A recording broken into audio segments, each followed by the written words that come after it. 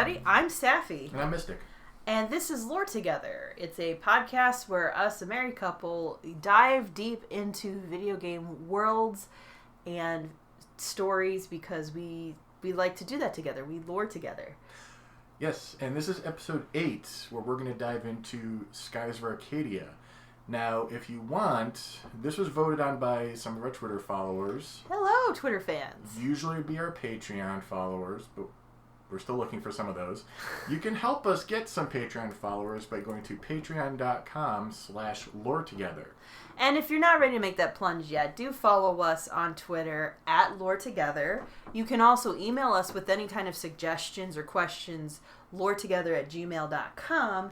And occasionally, Mystic can be found on Reddit on Lore Together Pod. Lore Together Pod, as he's doing his research. But Skies of Arcadia. Let's just jump right in. You just want to jump. Well, you're super excited because this is a game that kind of influenced how you felt about video games overall, right? It's probably the first JRPG that I actually got really into. Okay. A lot of people had Final Fantasy VII. Yeah, and that was my brother and my cousin. They were super into that. Earlier stuff, Chrono Trigger. Yeah. I had a Sega Genesis. Mm-hmm. I never had any Final Fantasy games on the NES. I never had anything on. I never had Phantasy Star on the Genesis or anything like that. So, and N64 didn't have a lot of turn-based strategy games like this. Oh, absolutely not. It was never built for that, I think. So this was kind of my first delve into a JRPG and actually sticking with it. Oh, okay. But this was published in 2000 for the Sega Dreamcast, and was later ported to the Nintendo GameCube with new content in 2002. And that's when I played it. Interesting. I didn't play it on the Dreamcast. I played the GameCube version. Okay. Which was called Skies of Arcadia Legends. And just knowing the difference between the N64 and the GameCube, I feel like it makes sense that the GameCube would be more JRPG friendly. Yeah. Which for anybody who, I'm sure most of you know what the heck I'm about to explain, but for anybody who's just in it because of the kind of background information you can get, I do that with some podcasts too. A JRPG is a certain style of role-playing game for video games.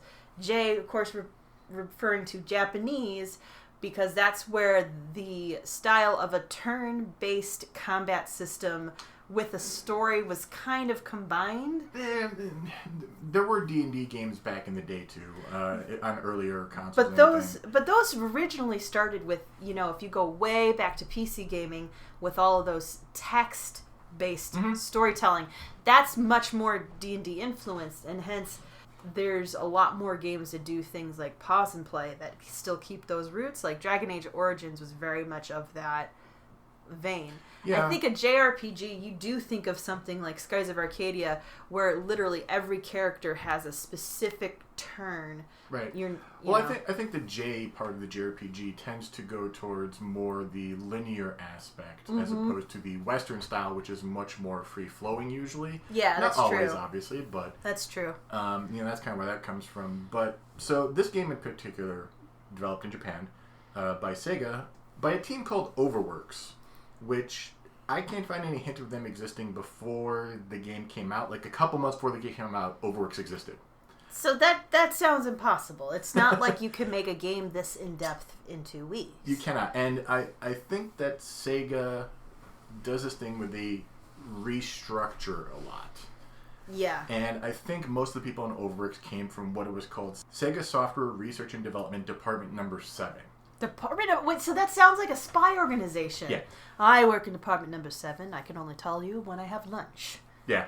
Again, this is a JRPG, and it is filled with a lot of JRPG tropes. In fact, if you go on the website TV Tropes, you will find stuff from this game, as the case study. Well, there's a lot of character tropes I could think of because when we were first just dating, you go through that part of the relationship where you're sharing the things that you love in hopes that you could introduce it to the person you're falling in love with. And so Mystic introduced me to Skies of Arcadia, and just remembering the characters that I got to up to the point that I played, because I never finished the game. You got maybe halfway through. And then that was around the time I was working in theater, and I was just really tired half the time. I was falling asleep while literally pushing the buttons on the controller. It was pretty bad. But I remember there was a boss battle that you fell asleep, and I was like, "How you doing, Safi?" I was out. I was out on the couch. It was really bad. But just remembering some of the characters, they are very much in certain tropes. You've got... Well, once we get to them, we'll get to the characters. I'll bring up... Let's do some broad strokes of the world first. This world has 6 moons. Not completely unheard of, but not something that you think of on a habited planet. Correct. All of them seem to be in a geosynchronous orbit. They kind of seem to be over a particular land. I feel like that's not how science works. No, but this is a fantasy game. Yeah, that's fair. There's blue, green, purple, red, silver, and yellow moons. They each have their own corresponding landmass to them. And when I say landmass, we're not talking about land like the crust of a planet with oceans. Here, the land masses are floating in the sky. Yes. In fact, if you go down far enough, there is a surface somewhere. But it is so far down, it is inhospitable. Mm-hmm. And so everyone kind of lives on these floating islands in the sky, and the sky is divided into 3 separate layers. You have upper sky, middle sky, where most things are, and then lower sky. Yeah. And hence, Skies of Arcadia, you are playing, and let me know if I'm jumping ahead too far, you end up playing Sky Pirates. Yes. So you have... And most people traverse between these lands on giant ships and everything. And, which looks extremely nautical. It's not a lot of airplane action. Well, it's ships, and, it's split into oceans, and there's, between upper and lower sky, there's rifts between them. Yes, that's right. That will keep you from moving freely and stuff. So you have to upgrade your ship and all this stuff. The story in the game is basically about 3 factions. The authoritarian and classist Value and Empire. Oh, yeah. The treacherous Black Pirates, who are the ones who are like, we're going to steal for our own benefit, blah, blah, blah. Yeah, actual evil pirates. Yeah. Or just uncaring. Not always evil. Right. So just true neutral in the wrong way. Some of them. Some of them are bad for bad. And chaotic good blue rogues. Okay. Yeah, they're the ones who are steal to, use the money to help people. They're communists. Let's be perfectly honest. I would say more like Robin Hood, but Robin Hood communists, I think. Well, because they have their own societies where everybody supports each other. Yeah. And it's more about what can you do for the community, hence communism. But that's the only reason the game never quite gets into political factions. Yeah, they do get into themes of authoritarianism and all that stuff, but they don't delve into monetary policy really. Right. Beyond the fact that there are haves and have-nots. Right. That's a big theme in parts of, especially when you start playing in the Empire. That's something that comes out a lot. There's also a handful of different kingdoms. Valuer, like I said, is a kingdom, but there's Nasser, there's Ixataka, and there's Yafutoma. Mm-hmm. So I'm not going to delve too much into all of the stuff in the game, but I want to mention there's bounties you can collect in the game, and there's discoveries to find and get money for. Some of these you will find just by playing the game. Some you have to go out and find them. Mm-hmm. So there's definitely an exploration and completionist aspect here, especially in the GameCube version, which even has stuff that you have to get 100% just to unlock. Wow. Okay. Yeah. There's one enemy that you can't get until you get 100% in everything else. Oh. And then he pops up. Oh, wow. So he's your 101%. Yeah. Okay. Our main characters. Let's get through our 3 main characters. Here we have Vice. Vice, yes. A confident, optimistic, and compassionate 17-year-old bitten by wanderlust. Well, which makes sense because he's raised by pirates. Mm-hmm. He's the son of a ship captain named Dine. Vice's mother is named Vice's mother. Thanks, Sega. Thanks. This is a common thing where in JRPGs it is a trope that your mom is just mom. That it happens, right? But your dad's not just dad. Your dad is, and I feel like this is a thing for a lot of role-playing games, that usually it's the father figure that gets idolized, and your father or your grandfather has a specific name and legacy you're supposed to live up to. Well, here's the crazy, Dine, I don't know if that's his first name. Oh, okay. Because people call him Captain Dine. You don't call your captain first name. You call them captain last name. But he at least has a name. It's true. Unlike Vice's mom. I'm glad you pointed that out because... Oh, there's a character later on that I absolutely love. The character's heartbreaking for me, but their name is just Girl. Right. I know what you're going to reference to, yeah. Captain Dine is a member of the Blue Rogues. His base is a village on Pirate Island, which is a terrible name if you're a pirate. Why would you? Okay, well, I'll say this. I have friends, I should say now friends, because it's a married couple, where the last name is technically Pirates. It's not spelled in English that way. So if Sega had been clever enough to do the research and do that, that I would have given them a little bit more... No, it's Pirate, P-I-R-I-T-E. Yeah, no, they didn't do that, yeah. His ship is the Albatross, which is where Vice works, along with the rest. Why would you name it the Albatross? Why would you name it after one of the most sorrowful, epic poems out there? I don't understand. I just feel like what little classics knowledge I have keeps coming up in these freaking reviews, and half of the time it just makes me angry because nobody knows them. You shouldn't know. No, guys, if you haven't read the epic poem of the Albatross, the whole point of it was the Albatross was a bird that was giving a ship good luck, and then the person reciting the poem admits that he murdered the Albatross, and then everything just went down the tubes. There is eventually an Albatross 2 in this game. There's an Albatross 2? Oh my gosh, that's and then what is it? Then they're going to have a sister story called, a sister ship called the Crane Wife 1, 2, and 3? Probably not. Nah, oh my god, sorry. Okay, so continue. The Albatross is where Vice works along with the rest of the crew. We're going to get into character descriptions here because JRPGs are inherently kind of anime-ish in a lot of ways, so character descriptions do matter. Yes, they do. And the fact that they never change. That is true. You don't have changing clothes and stuff. This is before Final Fantasy X when you could change clothes and all this other stuff. Or was that 10-2? That might have been 10-2. I can't say. I never played Final Fantasy. I've just been amazed in how... I got 40 hours into Final Fantasy X with one of my friends, and then our memory card got corrupted, and we never went back to it. Yeah, I would do the same thing. I can't blame you for that. So Vice, he's got short hair, short brown hair, brown eyes, wears a blue coat, blue jacket, huge brown belt, very anime style. Yeah. Black pants, brown boots, and has 2 swords, and has a mono goggle over his right eye. Yes. And a horizontal scar on his left cheek. Yes, he does. Yeah. He's a bit of a rapscallion. Yeah. Then we go into Ica. His best friend, right? That's his best yes. friend. They're more and best friend, we don't mean best friend who he inevitably falls in love with, right? I don't believe so.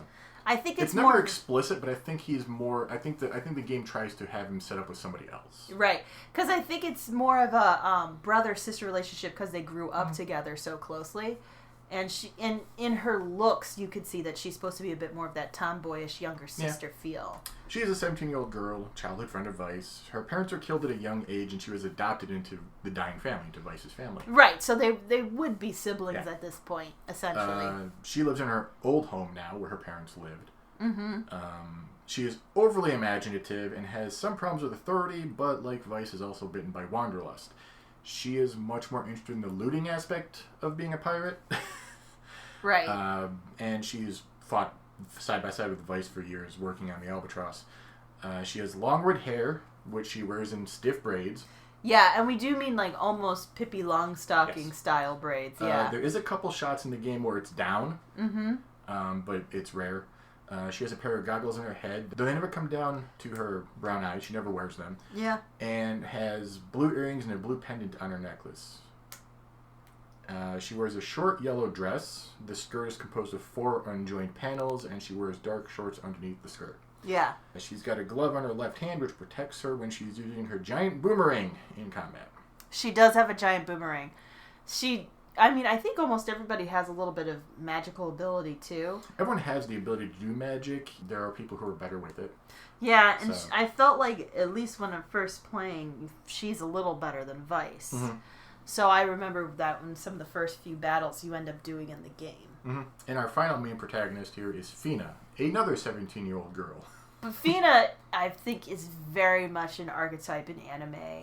Yes. That we've all known the naive, precious snowflake archetype. Yes. I forget what the proper term is it for, but... Demure, introverted, painfully unaware. Painfully unaware. Like all the other protagonists, extremely loyal to her friends. Yes, because friendship is magic. We are not covering that. No, it's not a video game yet, so no. Probably is. Uh-oh, I spoke too soon. She is very quick-witted and a fast learner, despite not knowing the greater world of Arcadia and concepts like money.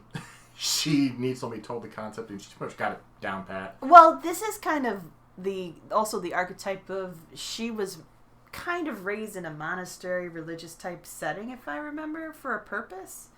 Yeah. So that kind of plays into that. She never had to think about money or monetary means, so she has she's really wise about other things as well. Mm-hmm. When you're not wrong at all. Her childhood was exceptionally lonely. For the most of life before you meet her in the game, she is the sole human living in a secluded sanctuary. The only other humans at all are elders who are centuries old and preserved in crystals.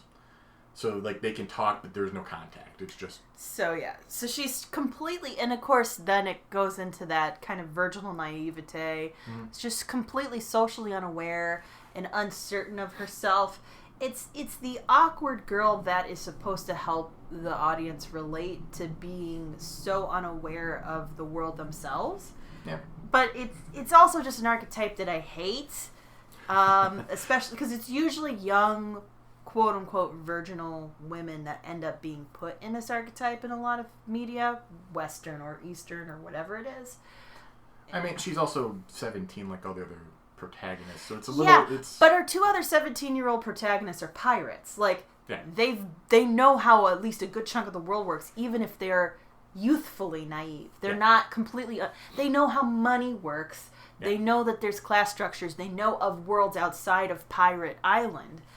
Fina does not have any of that. And, I mean, this is just me as a minority woman speaking with my own pet peeves, but I'm sure you're about to talk about her physical description. Mm-hmm. And she is the blonde-haired, blue-eyed...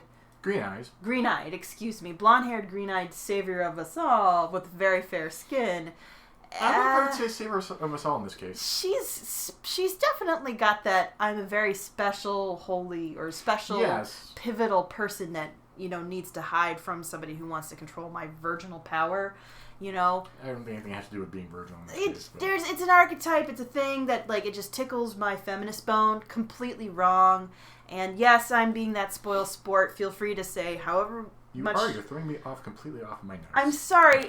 I have feelings and I must express them. But it's one of those things that really bothers me because it's one of those tropes I feel like we need to at least evolve or get away from. Okay. How am I supposed to even segue from that back to what she looks like? I didn't mean to throw you off completely. You threw me off completely because you're just like... That's my job. That's what I'm here for. It's going to be a 3-hour episode. Okay, so Fina she's pale, but she's always lived in basically a spaceship. Okay, so it's fair that she's pale. Like, we're not... Sugar-linked blonde hair, green eyes. She has a golden headband with weird technological, like, etchings on them. And is that kind of sort of like she's raised around some ancient tech? Is that something it's more technologically advanced than anything else, actually. I yeah. But it was built by some ancient civilization. Yeah. The technologically advanced ancient civilization is also a big trope. Yeah. So, let's talk about tropes. Yeah. This headband secures a veil to behind her head. She has a gold neckband, which is part of her sleeveless ankle-length dress with slits up the sides to her hips. She has white tights and boots with gold cuffs. Mm-hmm. On her arms, despite having no means of support that I can find, there are sleeves not attached to the dress that go from mid-upper arm down to her wrist. Because sometimes you just got to design a costume because it looks cool, not because it makes any functional sense whatsoever. Oh yeah, it's a fantasy game. And yeah, JRPGs are very guilty of this. She also has weird tattoos. Some people call them markings. I think they're tattoos. Yeah. On her forehead and her shoulders. Right. Okay. And one thing I forgot to mention before, she did have other human contact before coming down to Vice and Ica. Another person who was living with her in her early childhood named Ramirez, who we will get to later on. Okay. That's the main party, and there are 3 other characters who can join the party at various times in the story, and they kind of cycle in and out. Yes, yeah. We'll briefly introduce them here, too. There's Drachma, who is an old man, a fisherman. He is dressed in a green shirt and black pants, has a full white beard and mustache, and an eye patch over his right eye because everyone needs to have problems with their eyes. He also has a robotic arm in place with his right arm, so obviously something happened on his right side at some point. Yeah, exactly. And not a stroke, so... Right. He owns the ship, the Little Jack. He is Yes. just a sailor. He's not affiliated with the Blue Rogues or the Black Pirates, as far as I can tell, but apparently he is a thorn in Valua's side just the same. He is on their wanted list that you can see posted on Sailor's Island. His main weapon in combat is his robotic arm. Makes sense. Doesn't it, like, stretch out and punch? Everybody seems to have both a melee attack and a ranged attack. Okay. So when Vice does a ranged attack, it sends like a shockwave. Ike can throw her boomerang or hit people with it. Fina has this thing that can either attack at range. She has like a scepter or something. She has a it's on her gooey arm pet thing that changes shapes and stuff. Oh yeah, that's right. The precious cute pet. Cupel, right? It is Cupel. Yeah. Yes. Drachma has, his arm he can punch or whatever, or it can shoot out and come back. Next up, we have Gilder, a 32-year-old roguish captain, a blue rogue at that. Mm-hmm. He captains the Claudia with his crew. His cabin is filled with pictures of women. He is very much a womanizer. Quote, women are like sunsets. They're beautiful, but there'll be a different one tomorrow. Yikes, guys! I don't know how to feel about that. Not that there's anything wrong with being promiscuous, but he seems still. promiscuous but respectful. He does not That's good. He's not seen. He's like, oh, you have two. When he sees Ike and Fina, he goes, oh, they're two beautiful girls. But he's not like, oh, you're mine now or something. He's like, not lusting over them. Right. That's yeah. good. He appreciates women and he just doesn't want to settle down. Well, I mean, it could be the classic. He's already got a woman, and the woman is his ship kind of idea. Pretty much, exactly. Yes. And to also Claudia, better name than the albatross. Just. Lastly, we have. I forgot to describe him. Yeah. He wears a long red coat, or a duster, which is very common for this roguish whatever. Vasha Stampede would be another one that would be kind of like that look. Yes. With the glasses. In fact, he also has those, what are they called? Pince nez, or it's like the French glasses without the arms. They're just attached to your nose. Oh, okay, yeah, I know what you're talking about. And he uses twin pistols in combat. Pew pew. And then finally we have Enrique. He is a 25-year-old Valuan prince. I think I remember hearing about Enrique. He is a compassionate noble, one who truly believes in helping the people under him and making things right. Right. He is short for his age at 25 and is of slight build. Okay. He has short, neat blonde hair compared to Vice's more rough, casual cut. He has bright blue eyes, contrasting with his dark violet clothing and silver breastplate. His weapon of choice is a rapier. We're talking like one of the most important people in Valua. Yeah. So, there's also, and I'm not going to go through all of these, there are 22 different people you can have on your crew eventually in the game. There are 11 spots, and each spot has 2 options. Right. So essentially you have a ship, and the characters we talked about can join you in combat and adventures while you're going through different parts of the game. But then there's also the ship itself, where like different members of your ship give different advantages to ship battles, which are a different mechanic entirely. Right. In the game. There's 2 types of combat in the game. There's on-foot combat and then ship-based combat. Ship-based combat is more like a strategy game. Yes. The on-foot combat is more like a classical JRPG. Right, where you're making decisions right in the fray of it all. Right. So I'm not going to delve too much into all of them. I'll discuss a few of them at the end after we run through the story. Okay. So might as well start the story. Story time! We're going to primarily stick to the events as our heroes see them, but the game itself does cut back and forth from time to time to seed things or to explain how other perspectives are going on or what's going on with other people. Okay. Most of that comes into play. It's just kind of, usually it's like people being evil for evil. Like, it's just, here's the Valiant Empire brooding or scheming. That's about it. Okay. So, we start off, the first shot of the game is actually Fina on her ship. That's right. We are introduced to Fina first, and we immediately get the sense that things are not cool. Right. She is running from a Valiant ship under the command of Alfonso, Admiral of the First Fleet of the Valiant Armada.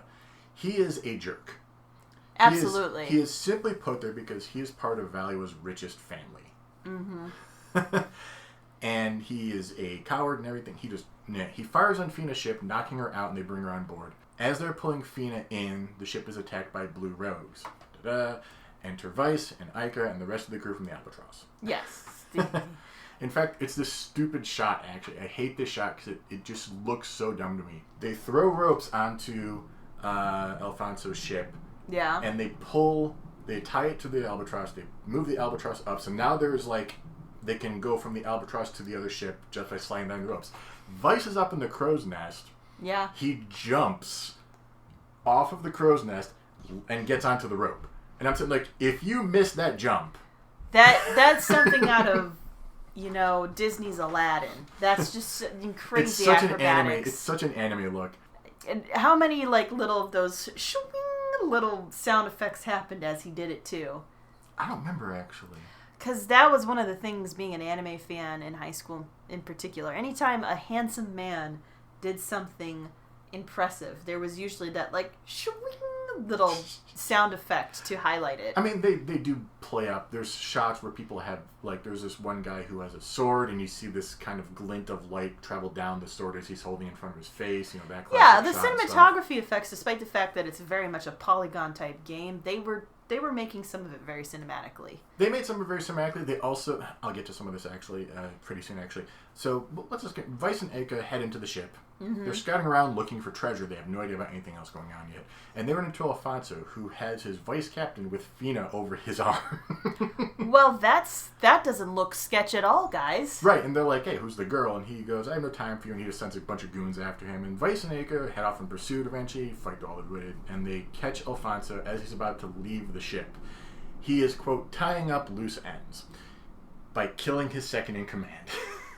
Yikes, guys. So many yikes. He literally pulls a sword on him and forces him off the ship. Oh, I would rather get the sword at that point. That's just me. And Vice is like, we're taking your ship. We're taking your gold. We're taking the girl. You're not leaving because I saw you kill someone in cold blood. Right. It's called Judgment Day, sucker. Yeah. So Alfonso's like, no, I'm rich and you're not, so I'm going to call in my private war beast called Antonio. Antonio the War Beast. That just sounds like... It also looks terrible. That sounds like a really bad WWE wrestler concept. Antonio the War Beast, that could go really bad really quickly. Yeah. So Vice and Ika fight Antonio while Alfonso's getting his ship ready to leave. As soon as they're done fighting Antonio, Alfonso leaves. Vice is chasing the ship, can't make it. Yeah. And they find Fina unconscious. Cut to... So, we have this weird dream sequence that Fina's getting... It's just like this weird staticky, Fina's remembering stuff, and it's half words and everything. It's there just to be mysterious. Yeah, and just keep in mind, this is back in the day when most all of this would be in text. So it is all in text. Surprisingly, at one point the game was supposed to be fully voiced. Wow, that would have been impressive. It would have been impressive. They didn't do it. But to reference some of the cinematic stuff, actually, there's one point when you're on Alfonso's ship and you're climbing down this ladder, and there is this lens flare from nowhere. The direction of the lens flare is going... Where did J.J. Abrams come from? What is this? The direction of the lens flare is going into the ship when it should be, probably out away from the ship. Oh. This is back in the Dreamcast era when this game was made. Yeah. And I remember in Sonic Adventure 1, which was one of the first games that came out in fact, the first game that came out for the Dreamcast, there's this one shot in the first level where you're running on the beach, and suddenly the camera does this weird, pan down so that the sun can have a lens flare, and then it's back to normal. And it's whatever it was, there were certain things that people had to show off in every game. Right. Okay, that makes sense. So the lens flare was just something that was kind of a Dreamcast staple. Yeah, and in the GameCube, water was the big thing they tried to show off with a lot of stuff. Yeah, not that's in Skies true. Arcadia because it's a Dreamcast game. But So Fina wakes up on the Albatross with Vice and Ike are watching over, literally, her eyes open and they're both right in her, looking at her. Yeah, it's just staring at her, like you do when you meet a stranger. No big deal. She is confused, and here's where we kind of see how much she doesn't know about the world. She has no idea what a pirate is even. Oh, okay. Which they really point out is weird since she's flying around by herself. Right. And the group all heads back to Pirate Island, and Dine questions Fina. He's suspicious, rightfully so. I would be too. Okay. Yeah. You don't know who she is or what her motives are. And he's got a crew and a community to protect. And she just was associated with an empire that is ruthless. Even if it was an enemy of a ruthless empire, why is she the enemy? But she is honest, saying that she can't reveal her reason for being here, but she means no harm, blah, blah, blah. And he believes her, quote, I can see it in your eyes type stuff, and all that stuff. Yeah. Very JRPG-esque. Well, very, a lot of fantasy, like, mystical stuff. Like, I can tell you're telling the truth because you are, that type of thing. I feel it in my bones, or my faith tells me, So she's allowed to stay. Vice, Aka, and Fina head up to Lookout Island, which is a smaller island above Pirate Island that's connected by a long ladder that takes forever to climb. I forgot about that. And they see a moonstone shower. So there's periodic, it's basically like a meteor shower. Yeah.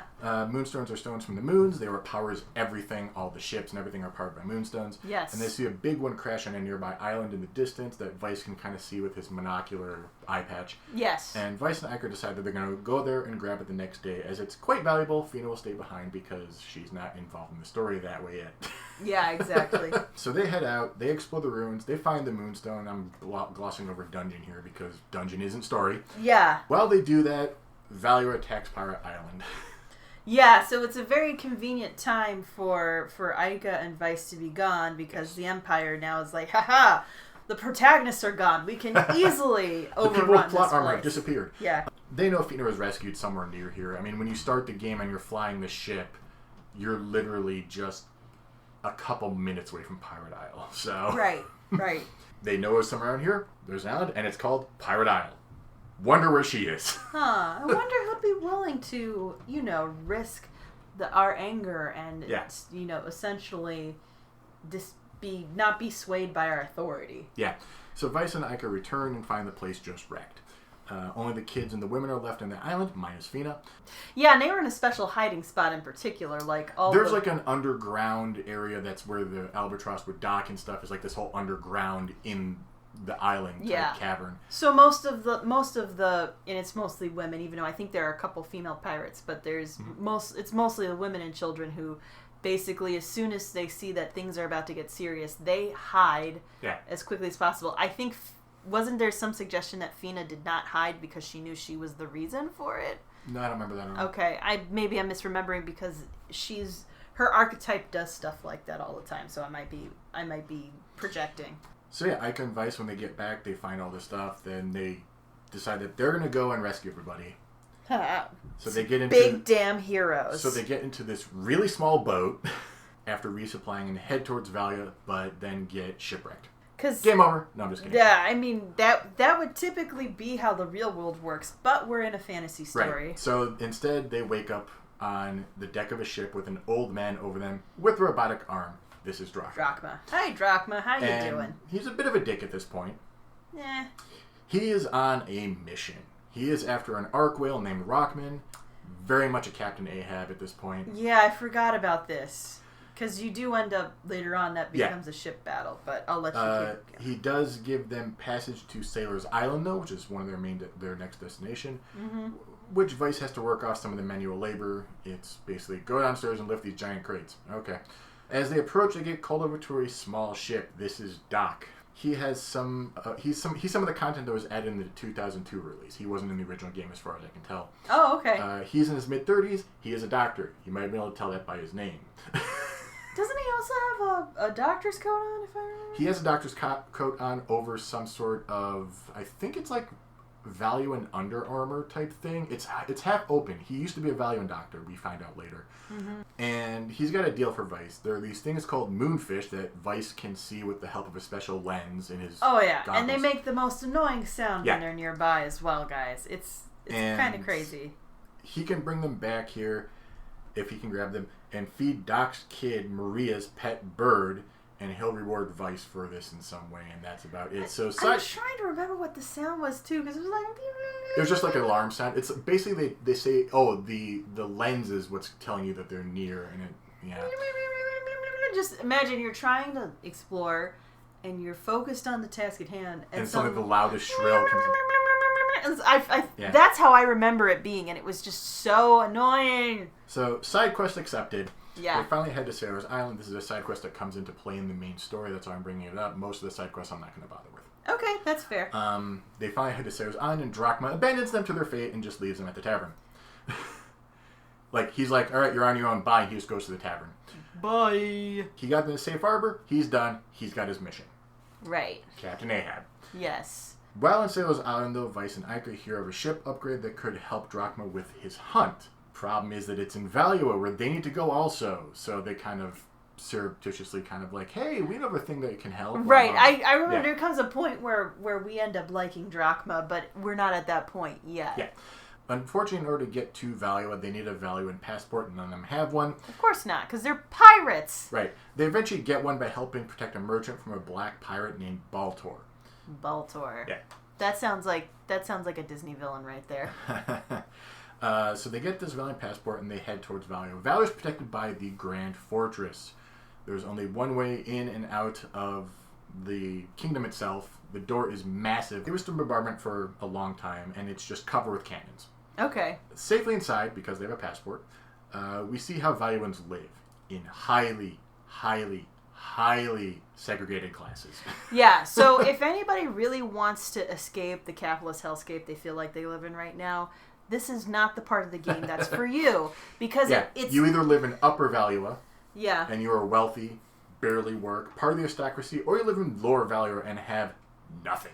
It's very much kind of a play on the dichotomy of the Industrial Revolution, where there were a lot of people that were getting rich, like Rockefellers, who had these beautiful, beautiful lives, and then tenement poor.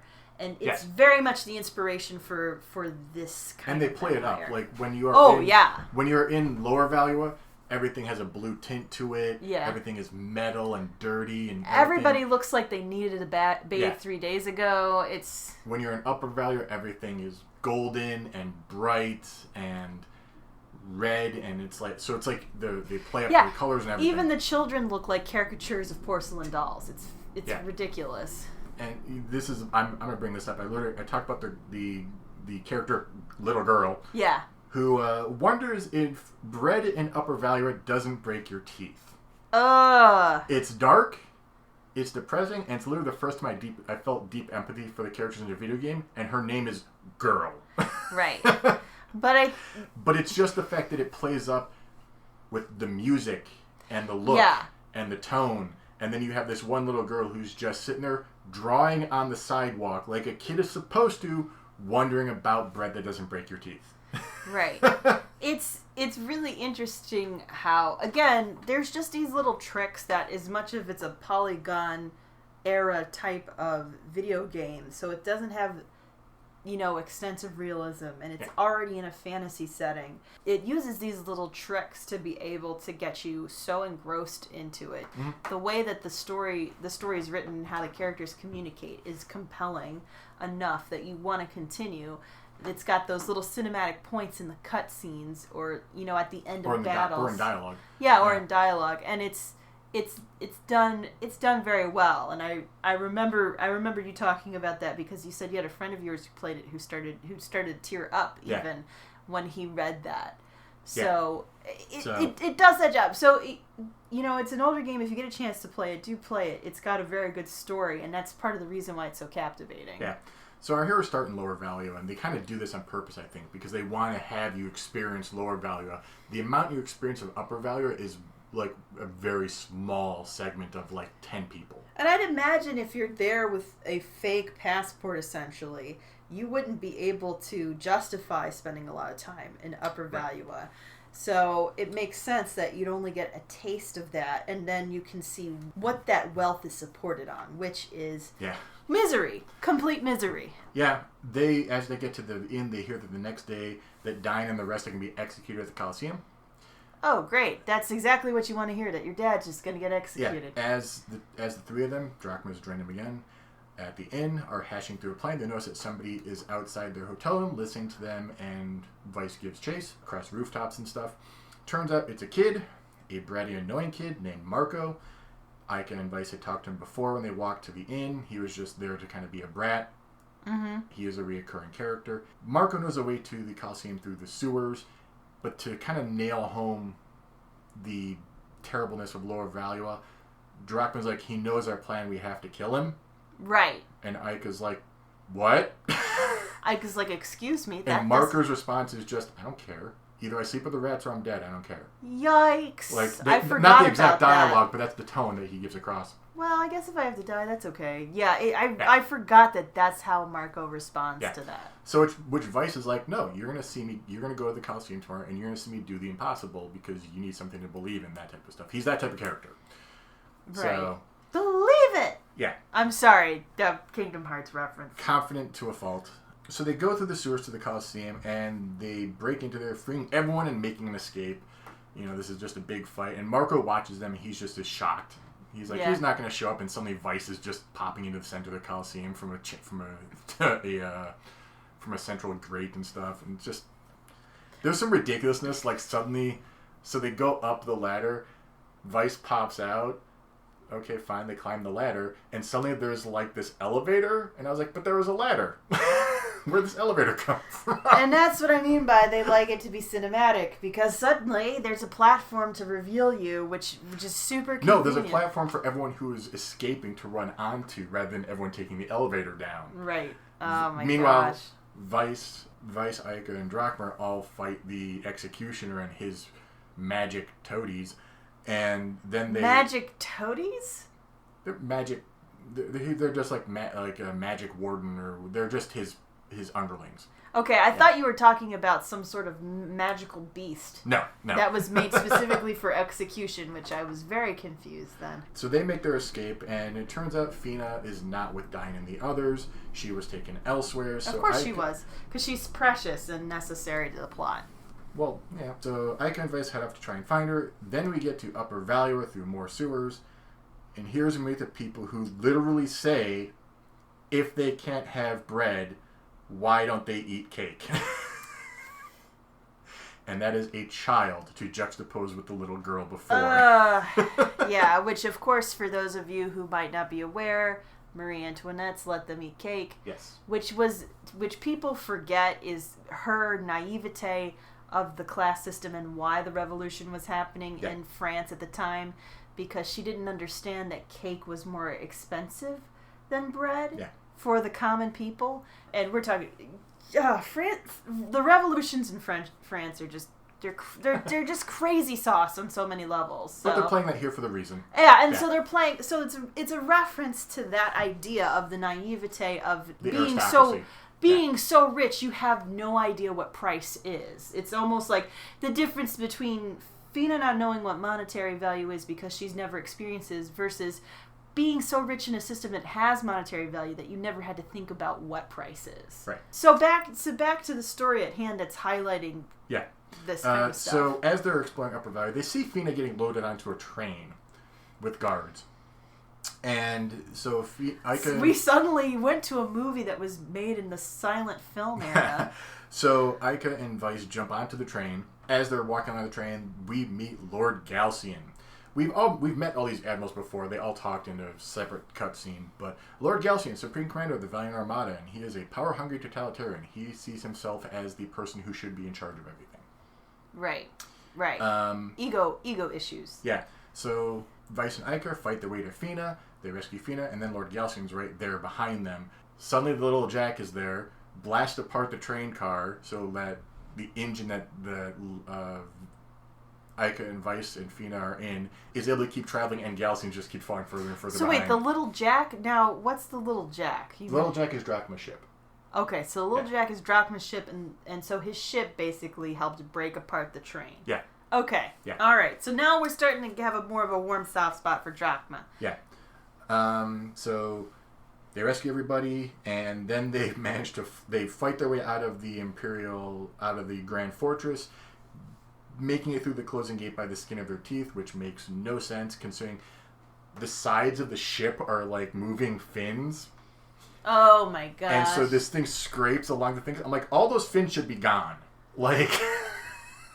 Again, this is a cinematic take on a story, so that's why. There's a lot of movie magic happening right here. And they all head back to Pirate Island. Now we know what. Now we get to find out why Fina is special and actually start the game proper. She is a Sylvite, part of the long disappeared Silver Civilization. She was sent here to reclaim and protect a bunch of objects called moon crystals, one for each moon.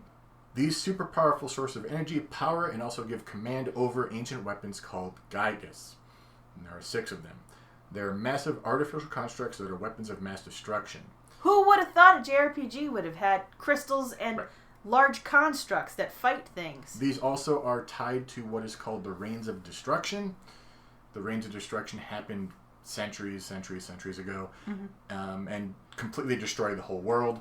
Hence why we have Sky Islands and stuff well, like no, that. they had Sky Islands already. That was still already the thing. Oh. But completely destroyed everything, but the remnants of society were able to rebuild because now you had all these moonstones everywhere that could provide power. Ah. So it gets weird. And the group decides to help Fiona on her quest because, of course, they do.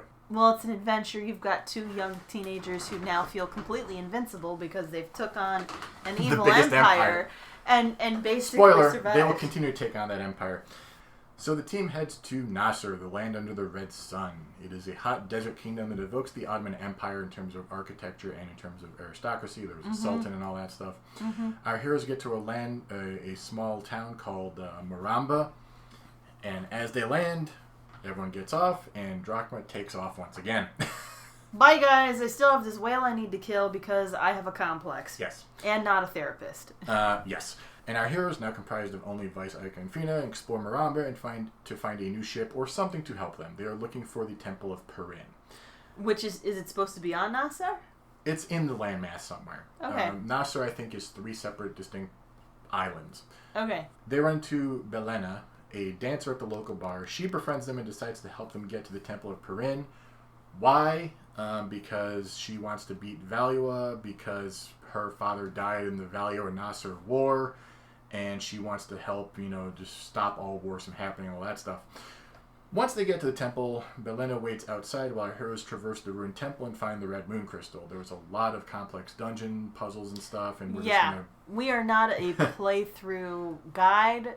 You can usually find those on YouTube if you really need them. Or Gamific use. They still exist. So, they get to the moon crystal, they exit, and like all good temples, the exit is literally right next to the entrance. They do this in Skyrim, they do this in Skyrim's Arcadia, they do this in most RPG dungeons where there's always some convoluted mechanism to get you back to the very entrance without going all the way through everything again. Because they know that you're frustrated already. Don't make me walk 30 minutes back. You know who I don't think did that was Dark Cloud. Haven't played that. I'm not familiar with that one. It's randomly generated dungeons, though, so that might be why. Okay. Yeah, that would do it. Yeah. Once they exit, Belena asks to see the moon crystal, which always seems kind of suspicious to me. Yeah. But they give it to her. And then she reveals herself to be Beleza, Admiral of the 4th Fleet of the Valiant Armada and head of the Valua's espionage efforts. I'm only a dancer on the side. That said, she is one of the good ones. So she's one of the good Empire people? Her motives are good. Okay. Her plan to get to those motives is atrocious. Okay. She sees Valor controlling everything as stopping people from dying in the wars. Ah, okay, I see. So if we are subservient to one mega power, there will never be any unjust death. Yeah.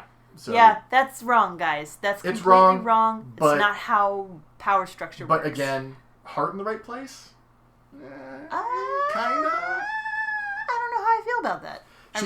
She's definitely not in it for her own power or for her own scheme. She's there to try to help. Right. Well, and in a backwards way. And you got to give it to a JRPG, which, let's be honest, was not being marketed to an adult audience at this point because we still hadn't really. This game was rated teen.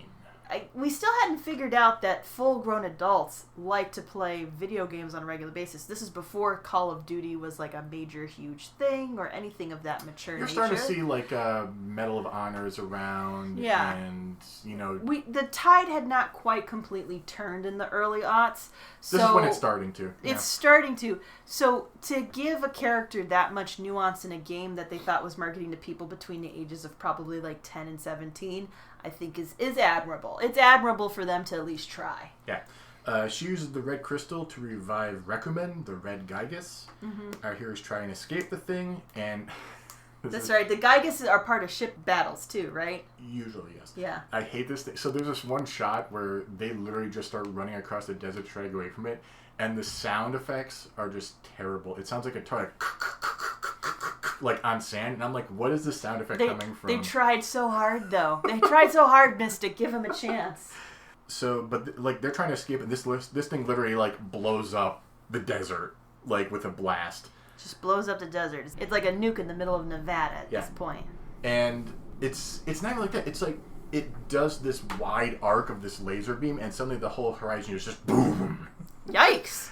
Oh my gosh. So it starts aiming directly at our heroes, and Vice is sitting there like just watching it, and suddenly like cannonballs hit it in the side. Is it Drachma again? And it is Drachma again. Drachma! He had seen... We're cutting back. He was flying away kind of, should I have left them, blah, blah, blah. And then he sees Beleza's ship. He's like, wait a minute, I know that ship. So he sticks around. Okay, yeah. So he knows that something's up. Yeah. So they Ahab takes a break. Yeah. So they got on the little jack, and then they fight the Gygus. They can't really fight the Gygus, because... Right. So they attack Beleza's ship instead to try to force her to order the Gygus to back off. Retreat. Yeah. Exactly. That makes sense. They win. They force it down. It lands in the desert. They take her engine. Yoinks, we're going to need this. And they just leave like, bye, we're leaving with your we're leaving with your engine and your cannon that lets us fire magic spells. Oh, that's right. I forgot you steal that from her. And the red Gygus is kind of now hanging out being like, well, it just buries itself back in the sand. Yeah. And so they take the engine and bye. Now, is it Gygus or Gigas? I don't know. You never hear it pronounced, so... So, we're going to say Gygus, so please forgive us if it's supposed to be Gigas, but, I mean, that's what happens when you write fiction. Pronunciation gets totally jacked up. So with this new engine, they make their way across South Ocean, which has a wind that kind of pushes you back the whole time, so this engine is needed. And they get to the forested lands of Ixtaka. Ixtaka, which sounds like there's a bit of Mexican... Definitely based off pre-colonial South America. Yeah, that's what I wanted to say. Really finding a lot of these parallels that they're drawing in some of these descriptions to be very reductive. Yeah. Yeah. So we're going to avoid a lot of those. Broadly speaking, though, very forested. I don't think it's based off of colonial South America because people live in, like, huts in trees and stuff. I'm like, no. I think they just took some of the language. Well, they took the fact. I think it's just the Ottoman Empire was because it's a giant desert area and the architecture looks like it. Oh, this is a giant forested area. This is based off, the rainforests. So we'll take some influence from Mayan and Aztec empires and go from there. They have the people in Ixtaka have one of the weirdest styles though. All of the leaders have like gigantic eyebrows that have like weights on them. That just sounds impossible if they're still going to be human. It just looks so weird. How do you grow an eyebrow thick enough? I don't know. To do that? I just can't. That's some body mod that I don't know. So they go looking for the king to get them the green crystal. They run across Deloco, 5th Admiral of the Valiant Armada, head of the Research and Development Department, and a complete nut job. A complete nut job. Yeah. So he's still part of the Empire. Yes. But he just has more of a knowledge focus in his He goals. is kind of the guy who's like, we're going to build all... He's there just burning the forest looking for a lost city. He's burning... Literally, his ship... This is the stupidity of his ship. Worst archaeologist ever. His ship has like this giant arm that comes out of it, holding a giant gas can with a flame on it. What kind of joke is this? Who got high on some funny gas and decided this was on a ship? Well, his name is Deloco. Insanity is not that. Insanity is not that productive. I refuse. So our party defeats him and rescues the forest, and then heads to the king, who in turn sends him to Moonstone Mountain to rescue his top guy. Is it a top? That got deleted from my thing. His right hand guy. His right hand man. Okay. So they head to Moonstone Mountain and rescue the guy, but then they get accosted by Alfonso, who was exiled here after his failure at the beginning of the game.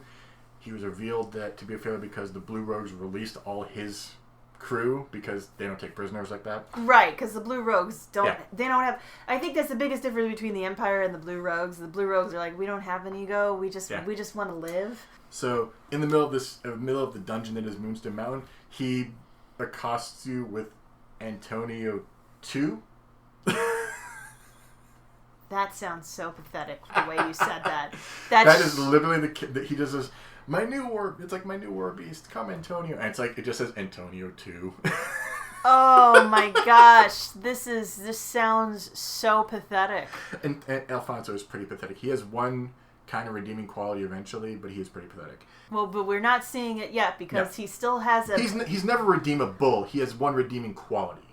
But so he just essentially is just like, well, you dishonored me once, so I've got to prove myself again. He has an ego. He just is a rich guy who doesn't know how to do anything. This is kind of like when you see the high school bully 10 years later and they're serving you at Chili's or something, and you realize that your chili was cold, like your food was cold because that's all they can do to you right now. That's what this feels like to me. So our party gets, the tapa or whatever his name is. I can't remember. I think it's a tapa, but I can't. Tapas. Remember. Now I'm hungry. I want tapas. And they head back to the king with this guy to be finally told how to get to the lost city of Rixus, where the crystal should be. Wait. Why couldn't we just been told that? We had a whole side mission before we got to... Okay, never mind. I'm sorry. This feels...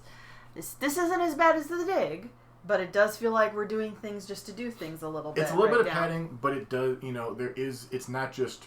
We need crystals, go get crystals. We need crystals, go get crystals. We need, as the dig happened, where you need to keep going to Brink and have him help you do stuff. Right. This is, there is storyline here that we're a little glossing over because you do meet other blue rogues during all this as well. And there's another whole blue rogue captain named Captain Centine. So there's some substance to it's not just go here, do this for busy work. There's actually some characters you meet and character building and stuff that goes on too. Okay. All right. I will retract that complaint. There is a lot of padding, but this is also the era where it has over 100 hours of gameplay was like a big selling point. There's still, and that still kind of is. There's a lot of people that are still in that mindset that you have to have more hours. I kind of am in that mindset, but you have to have hours that are worth playing. I'm with you. It's okay. Like, let's, for example, the opposite of what's going on here where you're padding out the story and the world to enrich it and get you more involved. The opposite of this is apparently what Anthem did when they came out.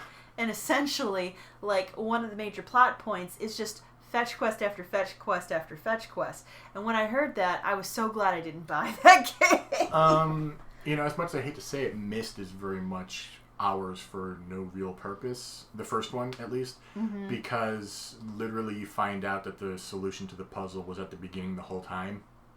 Right, I do remember you mentioning that. Or Oblivion, we'll get to it, we'll cover Oblivion eventually, but there is literally a point where you just have to keep going and closing Oblivion gates, and there's only like a handful that are actually hand-generated. All the rest are randomly generated. Oh, no. Okay, well. And it gets very, very tiring. And it just is there to pad it out.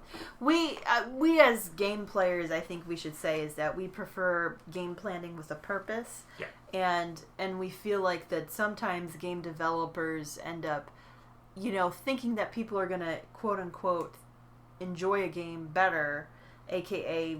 drive up the shareholders' value by padding a game. So anytime something like that comes up, Mystic and I get very suspicious, which is why I brought it up for Skies, but it sounds like Skies has world building and story evolution and characters that have arcs. Yeah, it's all tropes.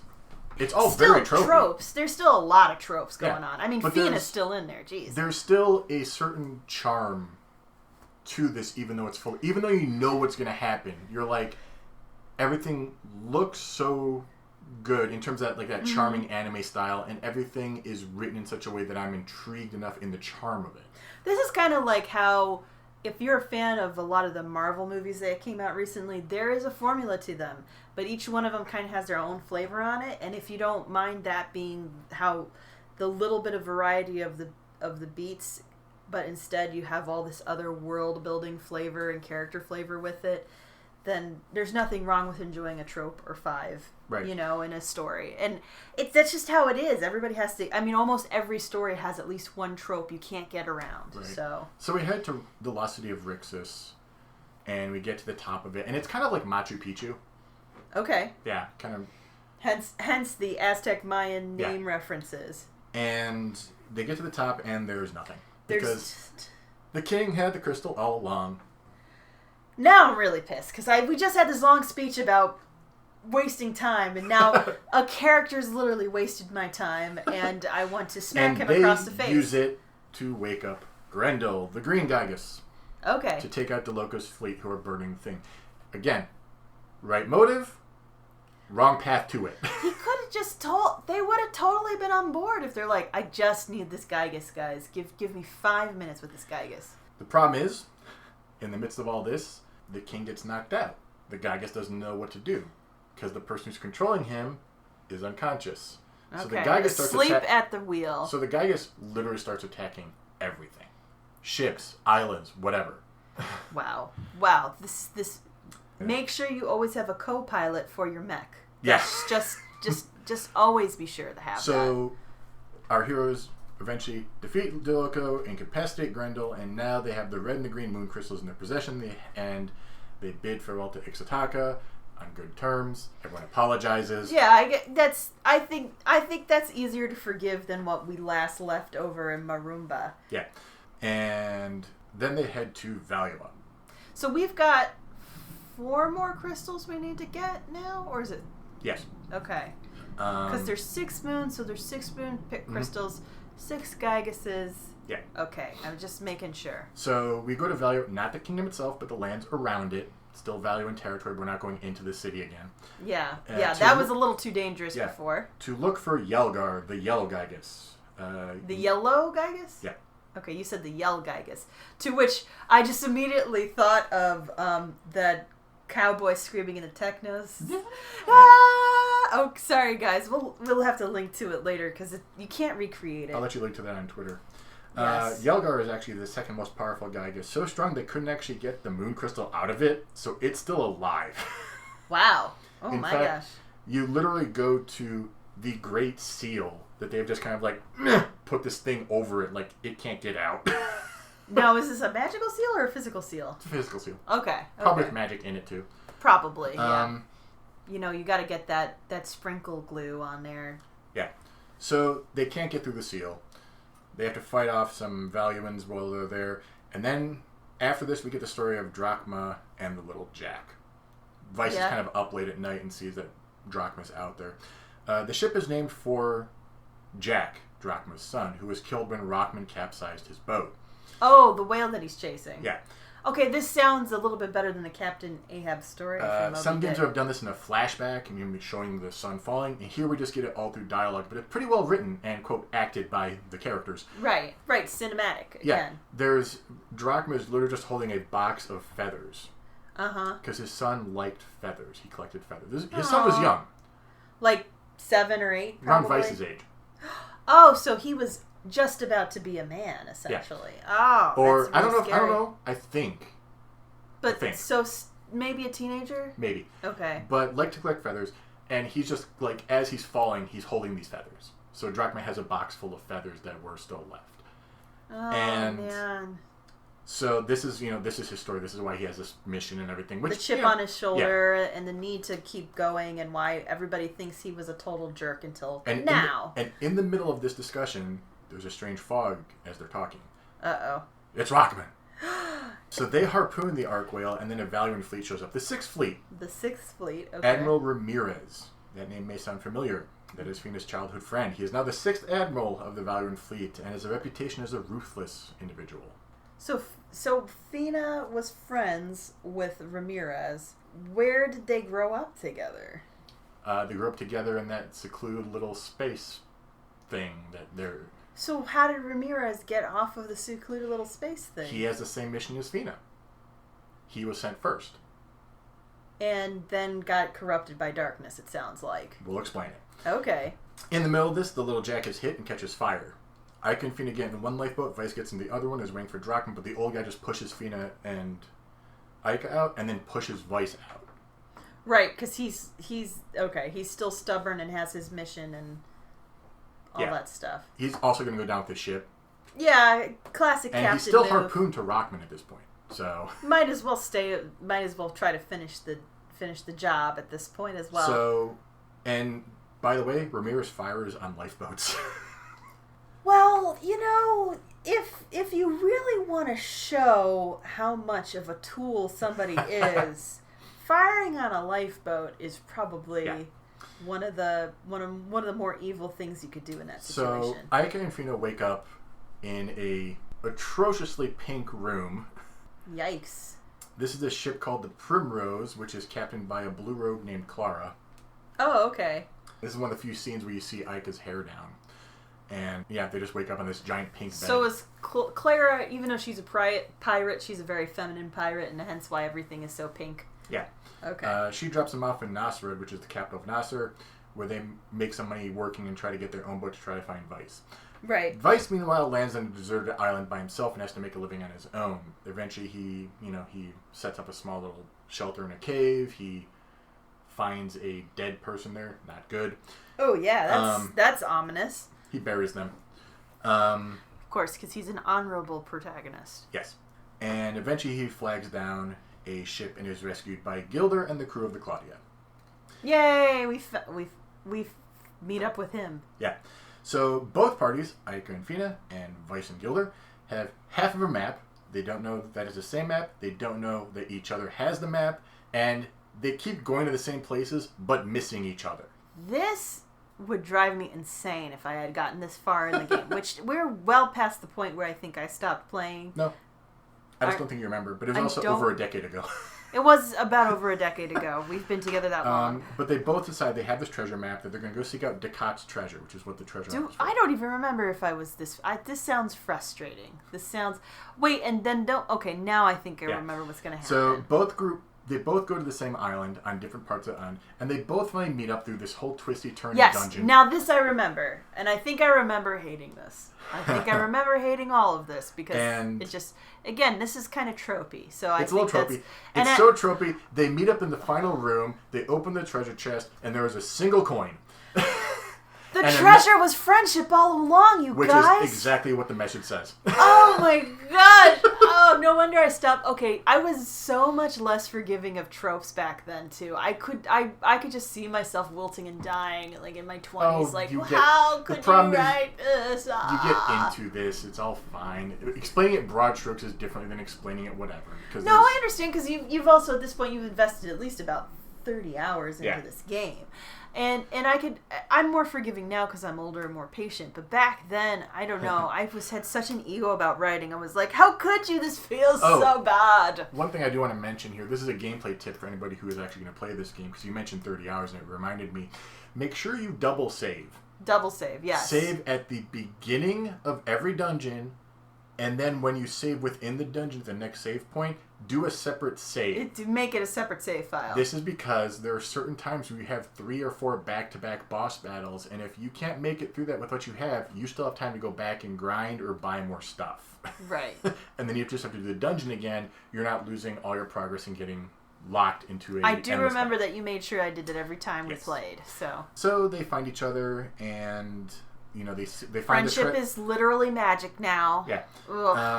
And so they head back to Nasrad. Mm-hmm. And it's destroyed by the Valiant Armada. Oh, great.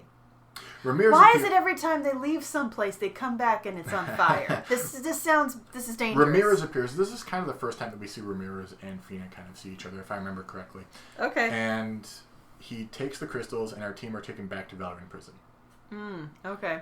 We don't get any. I don't think we get any real context as to why he's doing it. So we're gonna detour a little bit. Remember that whole thing with the moonfish and all that other stuff? We're gonna detour over to there to explain Ramirez in detail here. Ramirez and the moonfish and everything. So the moonfish are being sought after by Doc for Maria's bird thing. Yes, they're pet food. Yes, they're magical pet food. As you gather moonfish, it counts up this weird thing in the game. It's not story related, but it's a way to basically space out this thing that's coming up. Where every moonfish, you get a black letter from the Angel of Death. What? Who is a pirate, bounty hunter. Okay, it's a pirate bounty hunter. Okay, I was gonna say Angel of Death. I didn't realize her name is Piastel. She is around 17 or 20 years old, I think. Yeah. And she is basically on a vendetta at this point. Okay. Long story short, Doc was serving on a Valiant ship under Admiral Mendoza. Mm-hmm. Admiral Mendoza's ship found Ramirez when Ramirez crashed, in his ship, and kind of took him under his wing and was raising him. Ramirez finds out he's just like Fina, very honest, very genuine, everything. Ramirez finds out that there's, some weird slavery type thing going on where people are being forced into labor on Moonstone Mountain. He looks in, and then he meets Galcian, and Galcian's like, you gotta be very careful. The only thing that really matters is power. Right. So Ramirez looks into it. Mm-hmm. Finds out that Mendoza is the one who's actually pushing these people for his own profit. Right, okay. So he kills Mendoza and burns the ship. Doc is on this ship. He saves Maria. Maria's not his kid. Whoa, okay. So Maria and Piastel, the Angel of Death, are sisters. They don't know about each other at this point. They think the other one is dead. Maria is so silent and whatever because of this horror she witnessed. Vice and Aiko tried to rescue people from that ship because they saw it as they were going by or whatever. They tried to stop. They tried to get on. Piastel thinks that Vice is responsible for the ship burning and for everyone dying. Oh, because that was one of the last things. That's where his scar comes from, because she attacked him. Because that was one of the things she saw as it was burning. She didn't know who burned it. And of course, who would have suspected Enrique, who is this... Ramirez, sorry. I'm sorry, I'm thinking ahead.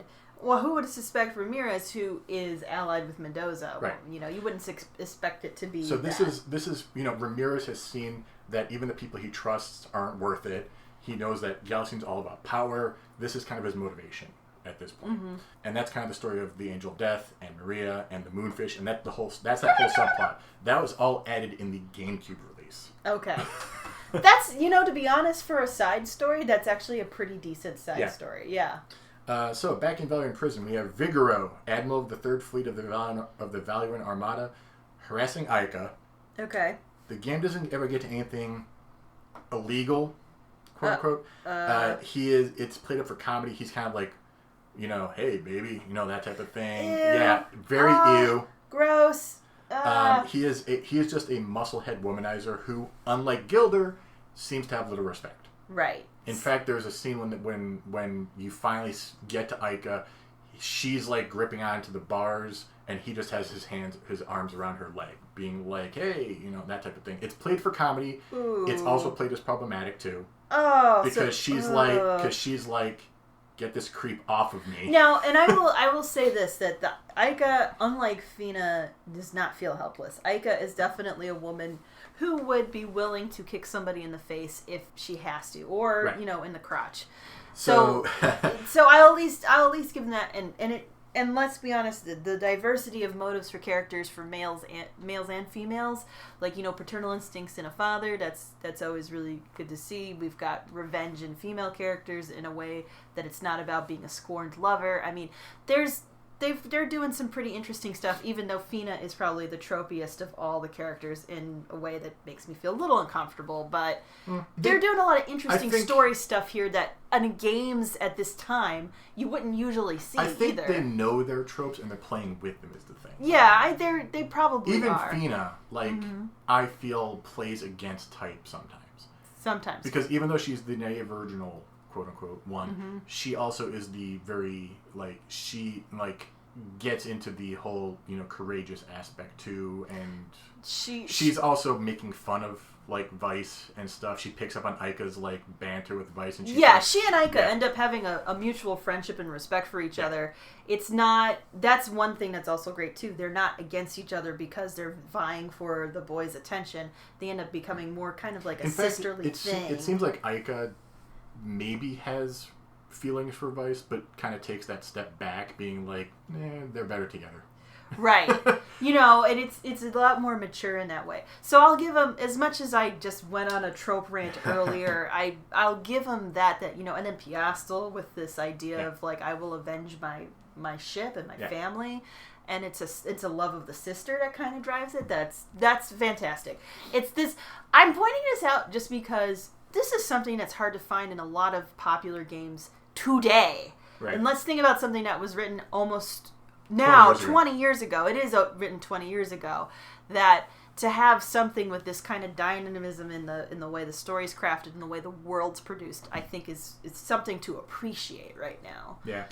So during all of this, they rescue Aika and they explore the fortress looking for Fina. Enrique kind of realizes that things are slipping sideways here, and he is the compassionate one. His mother's never actually listened to him.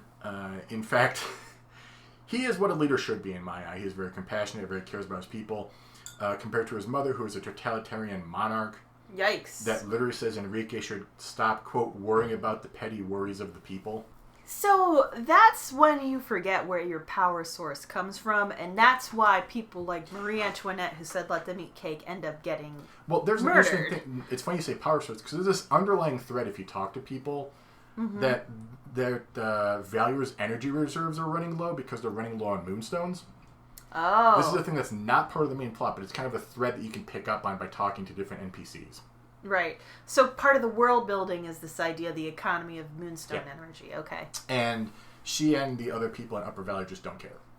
Because it doesn't affect them. They have moonstones. They have money. Exactly. They have whatever. But this is exactly what revolutions are made of, is ignoring the power of people in mass. Yeah. Let's be honest. So Enrique kind of meets them up once they find Fina and stuff, and has he leads them to a ship called the Delphinius, and is like, take my ship, but you have to take me with you.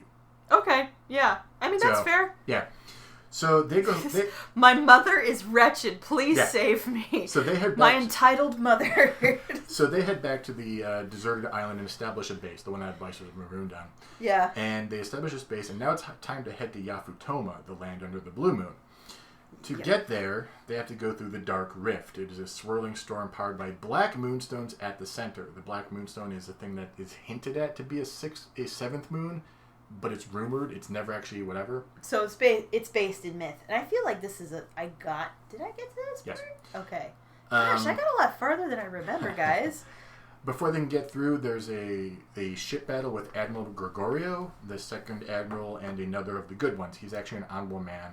Mm-hmm. He's just doing his duty at this point. He is doing his duty. He's been in the Armada his whole life. Mm-hmm. He still thinks that things are on the right path, even though it's a little weird. Right. Like, all that stuff. He is loyal to Valua, but not he's loyal to its people as well. Right. He's honorable. He's very honorable. He will not realize that he's about to drink the Kool-Aid until it's too late. No, excuse me, it's not Kool-Aid, it's Flavor Aid, for those of you who are cult fanatics like I am. So they defeat Gregorio in battle, and literally Enrique and Gregorio are both on ships, looking at each other, and he's like, "Tell my mother I am well," and he goes, "I will let her know." That's nice. Enrique is also very honorable too. Right? Yeah, I can understand that. That's at least they had a gentlemanly spat. Yeah. They make it through the Dark Rift, and it's a dungeon like all of them, and they get to Yafutoma. Yafutoma is literally a mashup of Japanese and Chinese cultures. They get the blue crystal through a horrific water dungeon. Water dungeons are worse, guys. Water temples and water dungeons. Why? Why do we have these puzzles? Because everything must be based off the elements. No. And they get it to the king of Yafutoma, but the king and all the people are betrayed by the king's brother, who made a deal with the Valuans. Of course he did. Specifically, Beleza and Vigoro, who got here by blowing a hole in a giant stone reef from Ixtaka. Oh, so she did get out of the desert. Okay, great. Yeah, we didn't see that coming. So now, our heroes and Princess Moge of Yafutoma have to go and find her exiled brother, and they all come back and retake the kingdom, fight the blue Gygus, and get the blue crystal. There's always an exiled relative in somewhere. Was he on a mountain or something? Yes. You have to kind of walk your way up and everything. He was on I was really hoping I was wrong. Okay. Yeah, see, tropiness, yeah. Next we head to the lands of the Purple Moon. It is covered in ice, and the people are long, long gone. Wow. Okay. So a completely abandoned civilization? Yeah. The ruins of the city are kind of amazing, but this is where you stop playing. They hang under the land like icicles. I think I do remember stopping here. And getting through the ruins, they find Drachma. Rockman is not just an arc whale, he is the purple Gygus. In fact, the only one that seems to be created from an organic creature. Whoa, okay. He dies, the purple crystal falls out, they have the purple crystal. Okay. And Drachma joins him again, because... Now he's like, I've got new purpose, because my vengeance is over with. The Delphinus gets an upgrade after this, and can now go above and below Middle Sky. So they head under Valua to get into the caverns underneath to get to the Yelgar, the yellow Gygus. After they wake up the Gygus, the Delphinus then fights it, and they retrieve the yellow crystal from its corpse. Okay. So how many crystals do we have now? We've got... 5 crystals. With 5 crystals in hand, they head to Dangrel Island. The next goal is to get Fina's ship, because they have to get to the Silver Shrine. Yeah. So they head to Dangrel Island because there's plans there that can get them down into Deep Sky. Right. So deep underneath where everything usually happens? Well, there's lower sky, which is underneath where they just went. Yeah. And then there's deep sky, which is like swirling clouds, and like we're getting into gas giant territory then. Okay. So here's where the rest of the Admiralty is brought into Galaxian's plan to overthrow the Empress and rule himself over all of Arcadia. Okay. Vigoro and Deloco go along with it immediately. They're like, yeah, that's a great idea. Mm-hmm. Beleza loves Galaxian. This is bad. And is actually torn, because she is also loyal to Valua. Yeah, so, because if you maintain peace with Valua, you maintain peace is her idea. She thinks that's how it works. But she, Valua is her place, her people. She is loyal to them. She's not exactly keen on this. She's kind of torn between the two. Yeah. Galaxian says, go to Valua and convince the Empress that I'm still loyal. So lie for me, boo. Pretty much. Okay. He knows that she's got feelings for him. The only other one who bad. That's bad. Gregorio dies. Honorable guy. What? So while our crew is there, Galaxian kind of has our team cornered. But Gregorio shows up, saying that he will sacrifice himself to battle Galaxian so that the team can escape. He does this saying that he may die, but he will defend his people from a tyrant. That is an honorable man, and completely. So he threw up the Kool-Aid just in time. Yeah. Great. Yeah, he didn't buy into that. They travel below the clouds into the deep sky and recover Fina's ship, which is capable of reaching Fina's home, the Great Silver Shrine, which is basically a spaceship. You can see all of Arcadia from it. Right. And while they are down there in deep sky, they fight Deloco for the final time, who is also down there looking for it. Does he still have the ship with the freaking hand in front of it? His ship always has some weird mechanical I don't know, that just it's so Looney Tunes. Yeah. So they defeat Deloco and his ship sinks into the maelstrom. He's dead. Okay. Now we're starting to get rid of people. Now the stakes are getting higher and the people are dying off. Yeah. So they head back to the Crescent Island again, and they're attacked by... And Crescent Island is attacked by Ramirez now, and he takes the 5 crystals. Of course he does. Damn it, Thanos! But he also tries to take the 6th. Which is the silver one, right? A piece of the silver crystal is inside of every Sylvite. He tries to take Fina's crystal from her, which is like in her, like starts coming out of her chest. And before he can actually get it out of her, like with like weird telekinesis thing, because he also has one, but if he gives rid of his, he dies. He'd rather kill Fina. So. Right. Oh my gosh.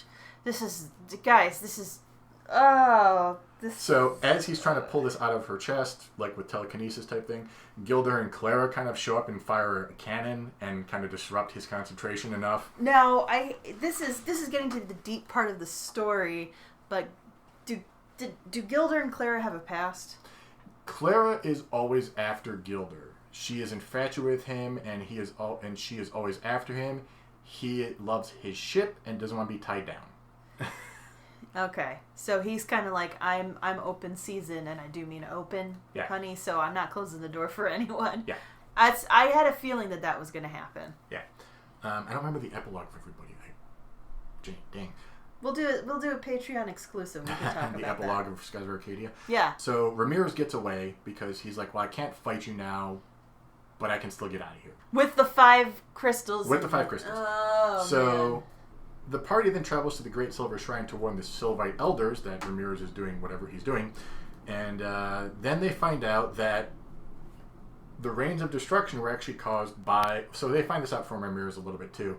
But the rains of destruction are caused by the Sylvites because... And they sent Fina and Ramirez there because they saw what Valia is doing, and they're like, we need to cleanse the place because all this corruption is just getting everywhere. So essentially it's a genocide quest. Yes. And what? Fina doesn't want any part of that, obviously. Yeah, of course not. She's Ramirez doesn't want any part of the Sylvites doing it. He wants Galaxian in charge. Oh, this is bad. Yeah. Oh, this is so bad. He bought the charismatic leader. Oh, he did. No. Literally. He says the only thing that matters is power, and the person who has the power is the one who should be leading, and Galaxian has power. I want to puke so bad. This just makes me mad at everything I hate about human nature at this point. So while they're there, so they find the truth about Arcadia, how the Sylvites use their Gygus, the silver Gygus called Zelos, to call down the rains of destruction, and then make a magical seal around Zelos. They send it they sent the Silver Continent, which is called Soltis, into Deep Sky, which is, we'll get to where it is in a minute. The 6 crystals combined could break this seal and allow the owner crystals to call down the rains. Mm-hmm. So then Ramirez and Galcian arrive, because Ramirez has a ship, and they murder the Elder Prime, take his crystal. Whoa. Because they only need the one. Right. And leave. So this is really the point where it seems like he's gonna pull a Thanos. Like, he's really gonna do this. So finally, oh my God. So finally, Galcian and Ramirez raise Soltis, which is back where we started. Shrine Island, where they go to retrieve the Moonstone at the beginning, is part of Soltis that didn't fall. Sink? Oh my gosh. So literally, all of Soltis comes up, and Shrine Island just goes fits right into it. That's a little creepy. Oh my gosh. And they called that, and then they unleashed the rains on Valua.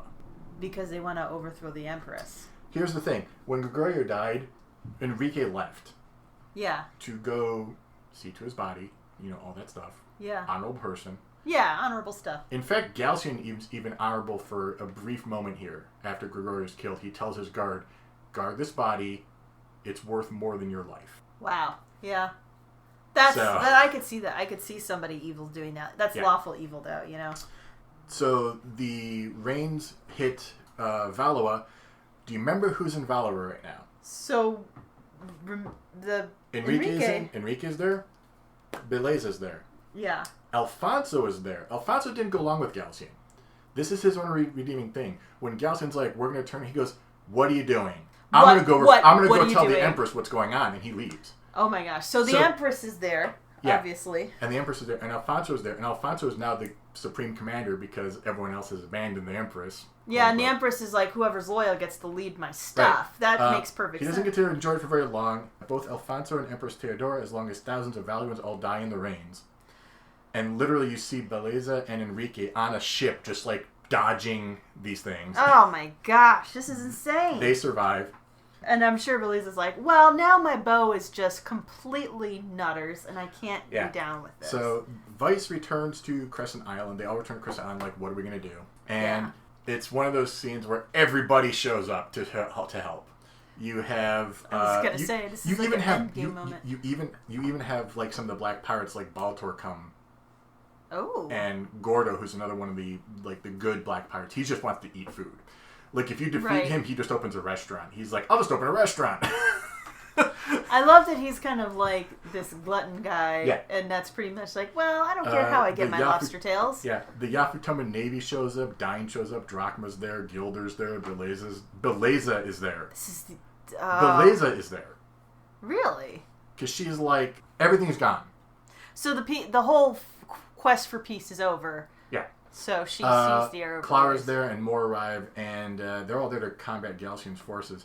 Beleza didn't make any major plays at first. The Definius, they all move, and the Definius attacks Galcian's airbase, the Hydra. Okay. And our team boards it. They fight Galcian, and he escapes into a smaller ship. Mm-hmm. He's running off. Beleza sacrifices her and her ship to ram into Galcian and kill him. Wow. Stating that both of them are to blame for how many Valiants have died, because she could have stopped him. Oh my gosh. So she's racked with guilt. Yeah. Oh, man. So, Soltis still has the shields up. More people are going to die right now because the Great Silver Shrine just starts crashing all the way down into the shield because they are trying to atone for their sin of creating the rains in the first place. Oh gosh, no. So then the party goes into Soltis to stop Ramirez.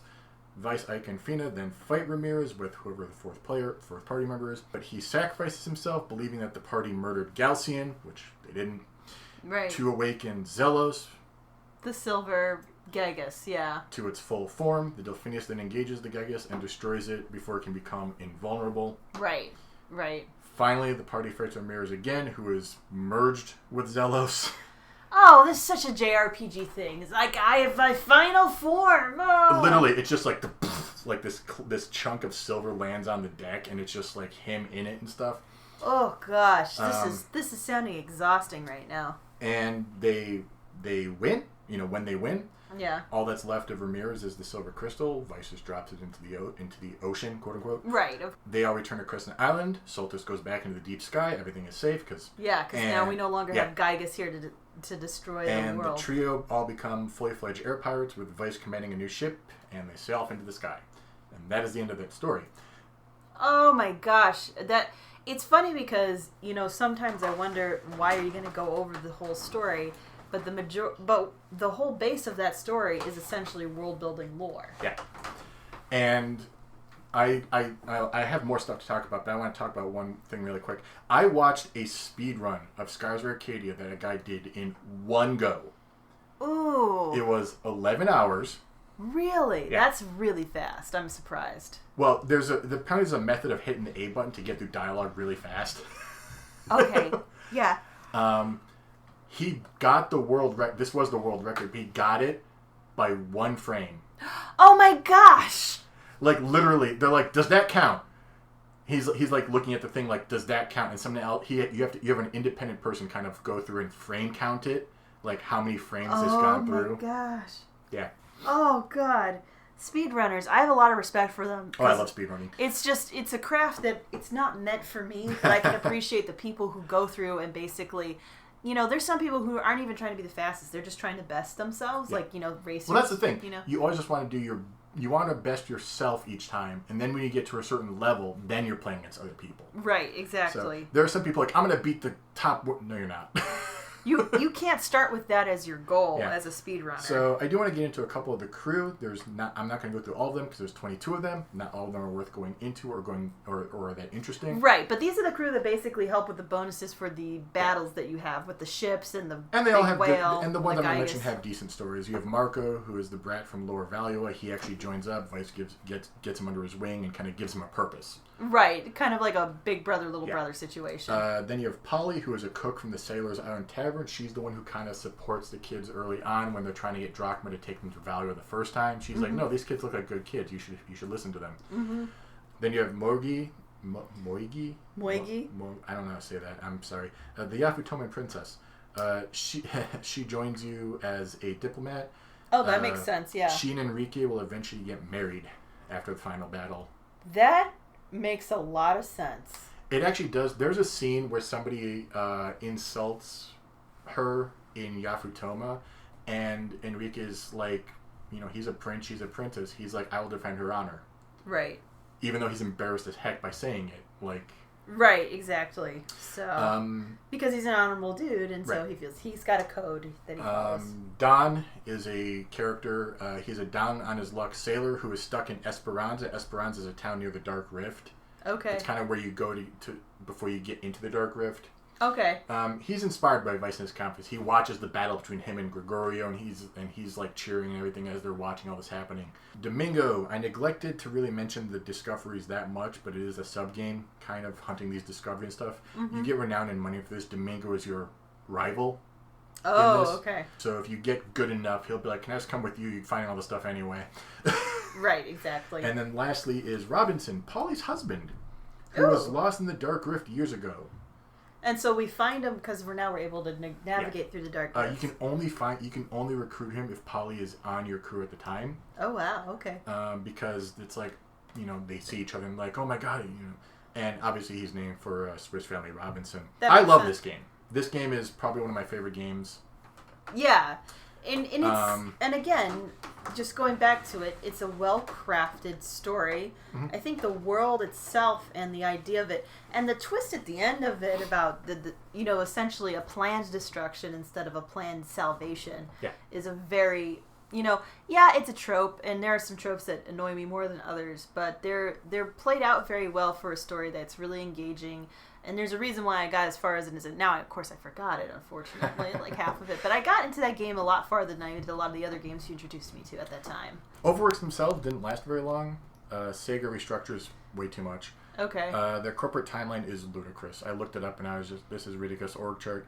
I'm going to go through this really quickly because I have a reason. Overworks was merged with WoW Entertainment to become Sega WoW. That's a horrible name. Which eventually split into Sega AM1, which is arcade games. and Global Entertainment R&D Department 2. Those are even worse names. What are you talking about? What is this? Global Entertainment R&D Department 2 eventually became Sega CS3 after another restructure. What the... this sounds so bureaucratic. And then in 2018, after another restructure, it was absorbed into Sega CS1 and CS2.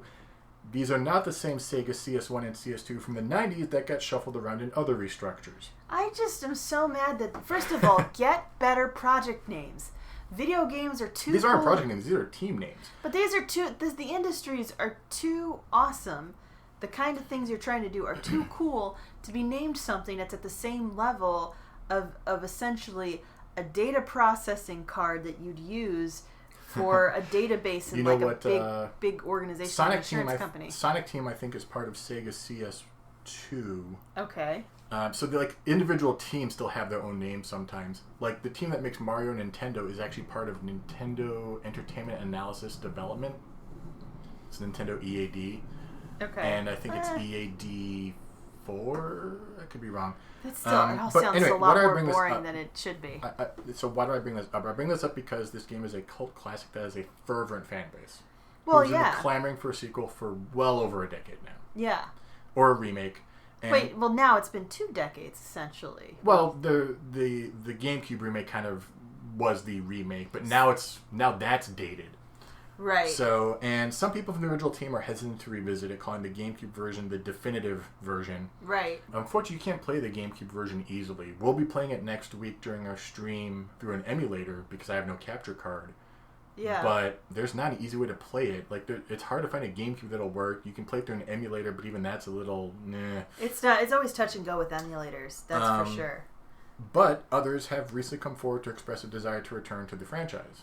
So, and there's some stuff that you could actually extrapolate on, like what is the Black Moon, or you can do just a remake that makes it look better. Yeah, the Black Moon. You can investigate more of the beginnings of the Silverites, and maybe even bring back the Silverites in order to have a redemption arc. Yeah.